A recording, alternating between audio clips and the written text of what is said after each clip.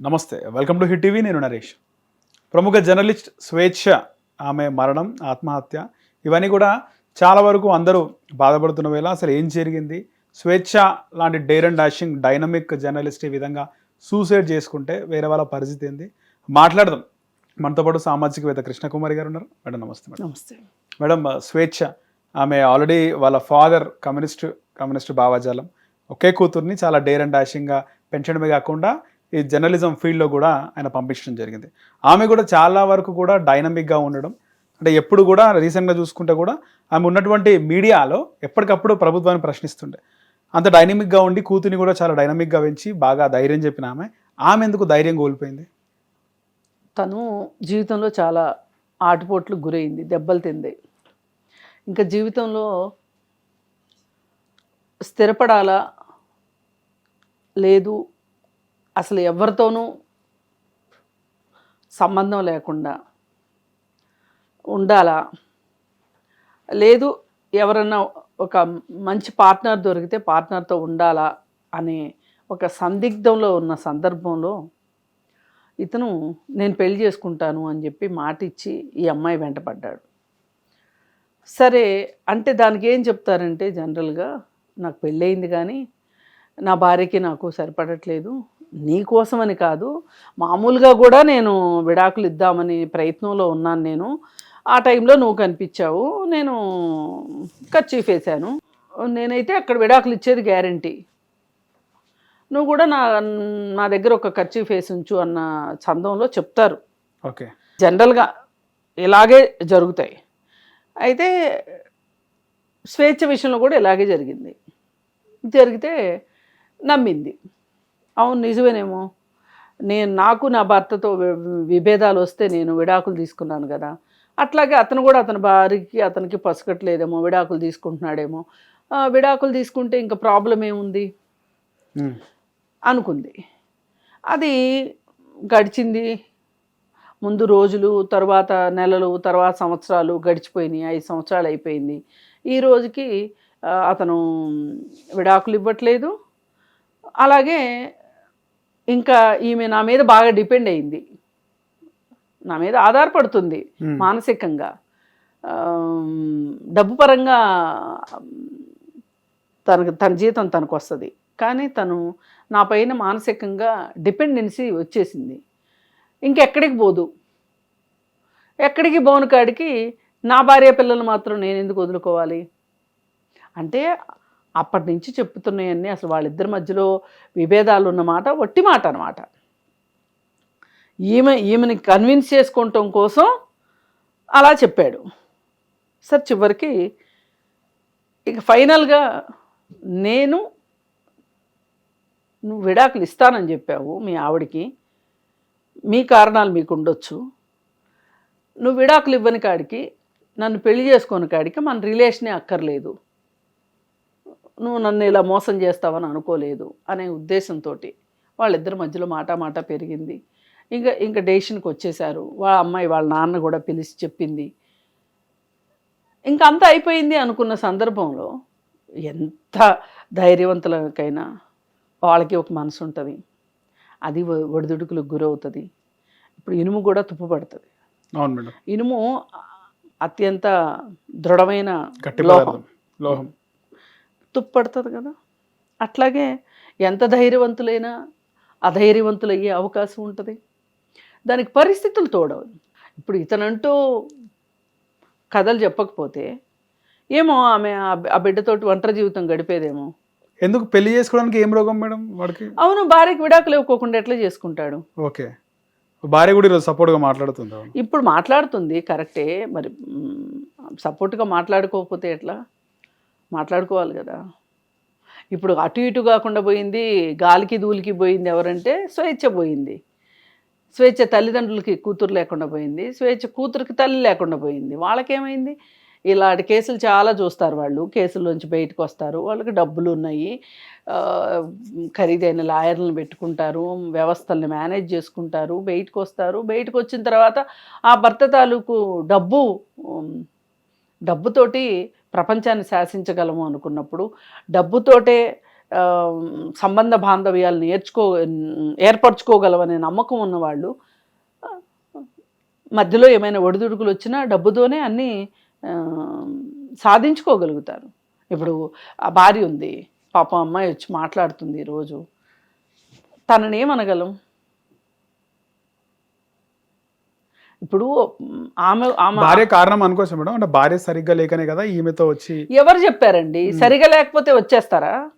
అసలు మీ ఇద్దరి మధ్యలో అంత గాఢతే ఉంటే గనక నువ్వు ఎందుకు బయటకు వచ్చావు అసలు? అదిగా మేడం మెయిన్. నువ్వెందుకు? నేను ఈ అమ్మాయిని ప్రశ్నించట్లా, నేను స్వప్నాన్ని ఒక్క మాట అనను. ఇదేంటి మేడం ఇటు స్వేచ్ఛ కరెక్ట్ అంటుంది, అటు స్వప్న కరెక్ట్ అంటుంది, అంటే మా మగవాళ్ళేనా అని మీరు అనుకోవచ్చు. ఎస్ కరెక్టే, ఇలాంటి మగవాళ్ళతోనే వచ్చింది. గొడవలు జరగలేదంటారా? ఏమో మనకి ఎట్లా తెలుస్తుంది? గొడవలు జరిగినంత మాత్రం విడాకులు తీసేసుకుంటారా? అసలు ఇప్పుడు అతను అక్కడ సెటిల్ చేసుకోకుండా బయటకు వచ్చి ఇంకొక వ్యవహారం నడిపింది తప్పు కదా, అది కదా మనం ప్రశ్నించాలి. ఇప్పుడు ఈ టోటల్ ఇష్యూలో స్వేచ్ఛ కంటే కూడా, స్వేచ్ఛ తప్పు ఉంటే ఉండొచ్చు కూడా, అయినప్పటికీ కూడా ఎక్కువ బాధ్యత ఎవరికి ఉన్నది? ఇక్కడ పూర్ణచంద్ర కదా బాధ్యత ఉన్నది. తనకు ఒక భార్య పిల్లలు ఉన్నారు అన్నప్పుడు ఇంకొక ఆమెకు ఎవరికో మానసికంగా బాగులేదు, ఆమెకు నేను స్వాంతన ఇస్తున్నాను, ఆమెను తల్లిదండ్రులు సరిగా పెంచలేదు, తల్లిదండ్రులు సరిగా చూసుకోలేదు, అందుకని ఆమె డిప్రెషన్లో ఉంది, ఆ డిప్రెషన్ తగ్గించడానికి నేను ఆమెకు స్వాంతన ఇస్తున్నాను అని ఎవడడిగాడు? నిన్ను ఎందుకు స్వాంతన ఇచ్చావు? ఎంతమందికి ఇట్లా ఇస్తావు నువ్వు స్వాంతన? ఇప్పటి వరకు ఎంతమందికి ఇచ్చావు స్వాంతన చెప్పు ఒకసారి. ఉన్నాయంట మేడం మల్టిపుల్ రిలేషన్స్, అదే ఉన్నాయి అని చెప్తున్నారు. అదే నేను అంటున్నా. ఇప్పుడు తినకైనా స్వప్నకైనా అర్థం కావాల్సింది ఏంటంటే, అసలు నీ బంగారం మంచిదైతే ఇలా ఎందుకుంటుంది? నేను ఎవరైనా భర్తలు వేరే స్త్రీలతోటి వివాహేతర సంబంధాలు నడుపుతున్న భార్యలు ఆ మహిళల్ని ప్రశ్నిస్తే నేను ఇదే అంటాను. నేను మీకు ఆ మహిళల గురించి మాట్లాడే హక్కు మీకు లేదు. అసలు నీ భర్త మంచోడైతే, నీ బంగారం మంచిదైతే అసలు ఆమె ఎలా వస్తుంది సీన్లోకి? నీ భర్తకు ఉండాలి ముందు బాధ్యత. ఇప్పుడు ఒకవేళ ఆమెకు తెలియకపోవచ్చు నీకు పెళ్ళయింది, పూర్ణచంద్రకి పెళ్ళయిందని, పూర్ణచంద్రకి పెళ్ళయిందని స్వేచ్ఛకి తెలియకపోవచ్చు. ఇప్పుడు ఆడవాళ్ళు మంగళసూత్రాలు వేసుకుని తిరిగినట్టు మగవాళ్ళకి పెళ్ళయిందో లేదో చెప్పడం కష్టం కదా. ఏం మంగళసూత్రాలు వేసుకుని తిరగరు కదా మగవాళ్ళు, మగవాళ్ళకి ఏం బిళ్ళలు ఉండవు కదా మా ఆడవాళ్ళకు ఉన్నట్లు. అతనికి పెళ్లి కాలేదు అనుకుంది, ఆమె సింగిల్, ఆమె గురించి మాట్లాడడానికి లేదు. మరి పూర్ణచంద్ర ఎందుకు వచ్చినట్టు? తను సింగిల్ కాదు కదా, తనకు భార్య ఉంది, చట్టబద్ధమైన భార్య ఉన్నది, పిల్లలు ఉన్నారు. సరే పిల్లల్ని కూడా కాసేపు పక్కన పెట్టండి. చట్టబద్ధమైన భార్య ఉన్నప్పుడు పెళ్లి చేసుకునే హక్కు లేదు కదా, రెండో పెళ్లి చేసుకునే హక్కు లేదు కదా మన దగ్గర. దాన్ని బహుభార్య బైగమి కింద కేసు అవుతుంది కదా. ఆ మాత్రం తెలియలేదా? చాలా చదువుకున్నాడంట. మరి ఇప్పుడు పూర్ణచంద్రకి పెళ్ళయిందో లేదో స్వేచ్ఛకి తెలియకపోయినా ఆశ్చర్యపోవక్కర్లా. కానీ ఈయనకేమి మెమరీ లాస్ రాలేదు కదా, పూర్ణచంద్రకి ఇంట్లో ఉన్నారు కదా. అంతగా నీకు స్వేచ్ఛ నచ్చింది, స్వేచ్ఛతో రిలేషన్లోకి రావాలనుకున్నావు, దాని సంగతి ఇంటూ పురుష పెట్టి రావాలి కదా. అంటే నేను బలవంతంగా విడాకులు, ఈయనకి ఒక అమ్మాయి వేరే అమ్మాయి నచ్చింది కాబట్టి విడాకులు ఇచ్చేసేసి వచ్చేసి ఈమెను చేసుకుని మళ్ళీ ఈమె నచ్చకపోతే ఈమెకు విడాకులు ఇచ్చి ఇంకొకళ్ళ వైపు చూడమని నా ఉద్దేశం కాదు. నీకు నిజంగా నీకు నీ భార్యకి పడకపోతే అది విడాకుల వరకు దారితీసేంత తీవ్రమైన విభేదాలు ఉంటే గనక విడాకులు తీసుకున్న తర్వాత నువ్వు ఇంకొక తోటి రిలేషన్లోకి వచ్చే పని కదా. ఇప్పుడు విడాకులు ఇచ్చిన తర్వాత కూడా 90 days పెళ్లి చేసుకోవడానికి లేదు తెలుసా అండి, విడాకులు అయిన తర్వాత కూడా. ఎందుకంటే ఆమె అప్పీల్కి వెళ్ళింది అనుకోండి, ఒకవేళ అప్పీల్లో ఆమెకి ఈ విడాకులు రద్దయ్యాయి అనుకోండి, అప్పుడు ప్రాబ్లం అవుతుంది కదా. అందుకని 90 days వరకు ఆగాల్సిందే.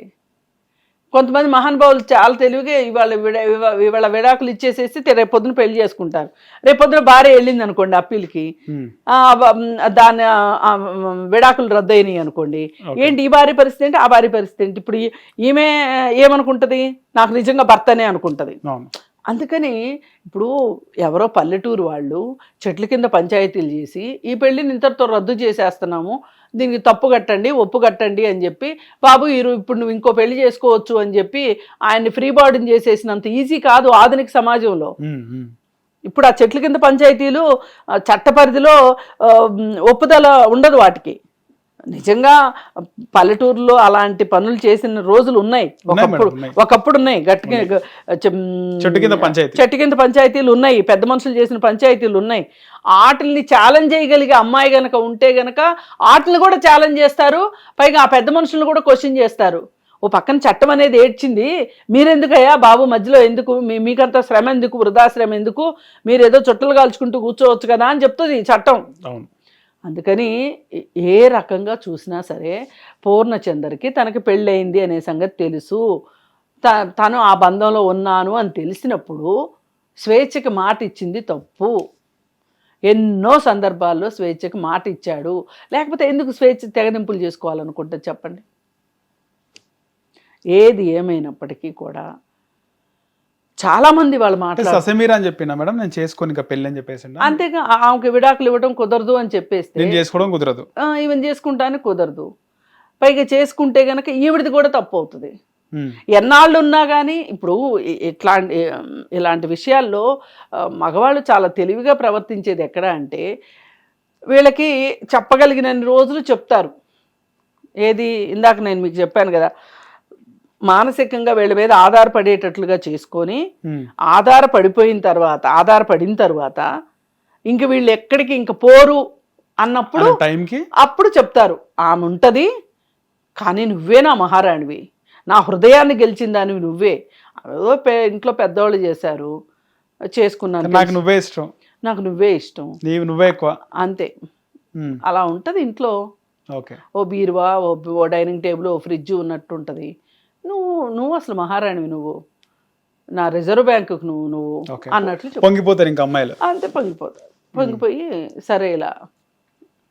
ఏది ఏమైనప్పటికీ ఈ విషయం ఒక ప్రాణం పోయింది. ఇక్కడ ఇంకోటి ఆలోచించాల్సిన విషయం ఏంటంటే, అసలు ఇప్పుడు స్వేచ్ఛ లాంటి ఎంతో కొంత వనరులు ఉండి, స్వాతంత్ర్యం ఉండి, ఉద్యోగం ఉండి, చదువుకుని సొసైటీలో తనకంటూ ఒక ఎగ్జిస్టెన్స్ ఉన్న అమ్మాయికే ఇలాంటి పరిస్థితి వచ్చింది అంటే మామూలు మహిళల పరిస్థితి ఏంటి, అవగాహన లేకుండా మామూలు మహిళల పరిస్థితి ఏంటి. అందుకని ఇట్లాంటి దగ్గర ఆలోచించవలసింది ఏంటి అంటే, ఇక్కడ ఆడవాళ్ళు ఒక్కటే నేర్చుకోవాలని కాదు, మగవాళ్ళు ఒక్కళ్ళే నేర్చుకోవాలని కాదు, అసలు సమాజానికి అర్థం కావాల్సింది పిల్లల్ని పెంచేటప్పుడు, పెరిగిన తరువాత, పెళ్ళిళ్ళు చేసుకోబోయేటప్పుడు, పెళ్ళిళ్ళు చేసుకున్న తర్వాత మీకు ఒక క్లారిటీ రావాలి.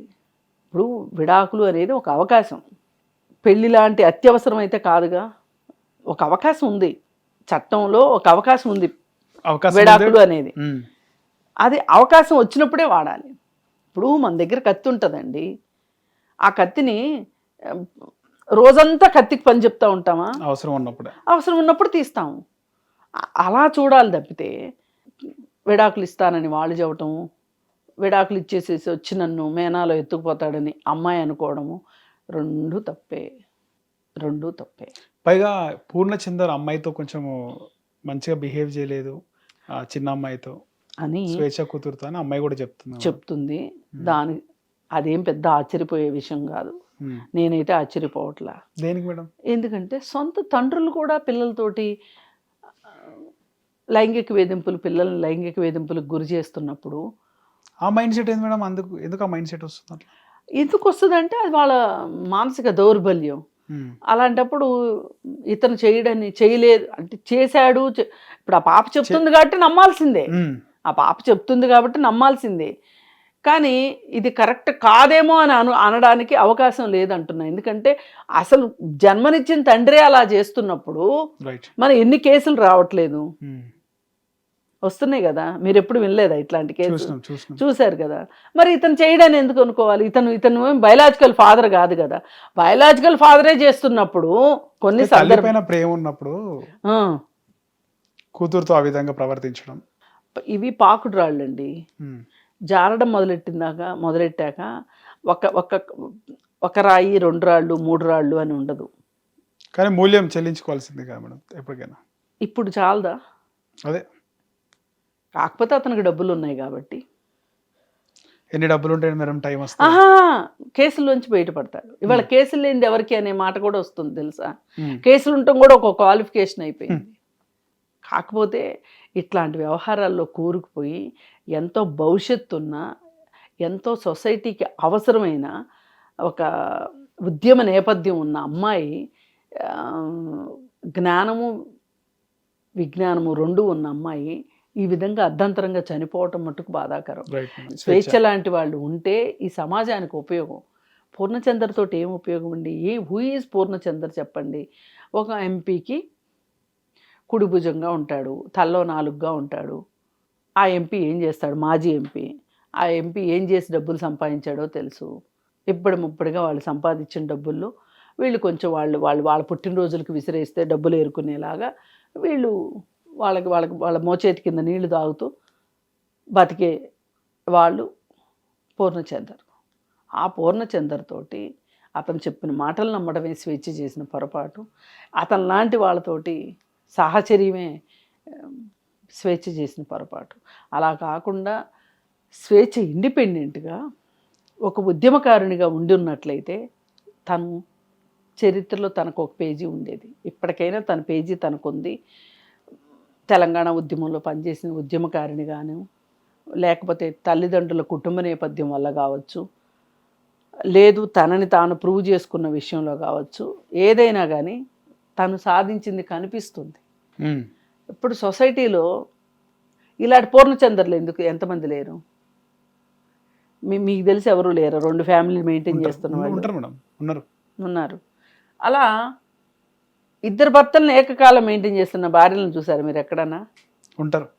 ఎక్కడ ఉంటారు మేడం, ఎక్కడో ఉంటారు. వివాహేతర సంబంధాలు ఉండడం వేరు, కుటుంబాలు నడపడం వేరు. అది చాలా కష్టం మేడం. అది ఎట్లా నడిపిస్తారు మేడం కదా?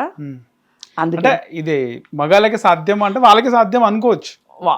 నడిపిస్తున్నారు కాబట్టి సాధ్యమైంది వాళ్ళకి. అదేదో భుజకీర్తి కాదు నేను చెప్పేది. వాళ్ళకి ఒక అవకాశం ఉంది సొసైటీలో. అట్లా చేసినా కానీ ఒక సొసైటీలో ఒక స్టిగ్మా లేదు, ఒక ట్యాబు లేదు, ఏమీ లేదు. అదే ఆడవాళ్ళకైతే లేబుల్స్ వేసేస్తారు.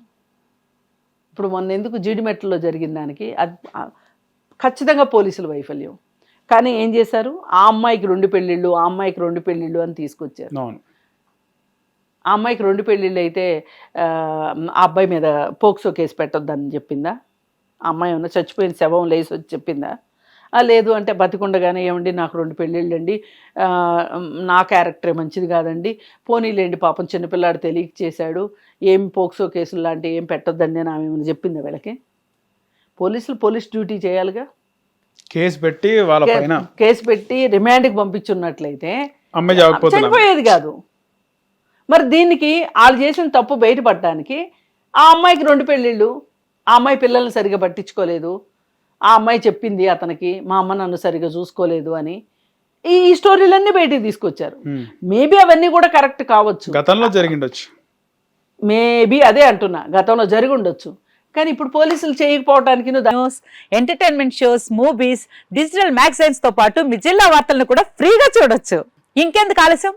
వెంటనే హిట్ టీవీ యాప్ ని డౌన్లోడ్ చేసుకుని ఫ్రీగా ఎంటర్టైన్మెంట్ పొందండి. Hit TV app. Hit TV app. Please download hit TV app. Hit TV app ని ఫ్రీగా డౌన్లోడ్ చేసుకుని ఎంజాయ్ చేయండి. మీకు నచ్చిన ఎంటర్టైన్మెంట్ కోసం హిట్ టీవీ యాప్ ని ఫ్రీగా డౌన్లోడ్ చేసుకుని ఎంజాయ్ చేయండి. హిట్ టీవీ యాప్ ని డౌన్లోడ్ చేసుకుని ఆస్వాదించండి, ఆశీర్వదించండి. ఇంతమంది సెలబ్రిటీలు హిట్ టీవీ యాప్ ని డౌన్లోడ్ చేసుకోండి అని చెప్తున్నారంటే ఎంత మంచి యాప్ ఆలోచించండి. అమెరికా అమెరికా అమెరికా అమెరికాలో చదవాలనుకునే వాళ్ళకి విశ్వసనీయమైన పేరు మన శౌర్య కన్సల్టెన్సీ. UK లో 1 year masters. UK లో 1 year masters. 2 years work permit up to 5 years visa. Contact Saurya Consultancy. Contact 89851 89851.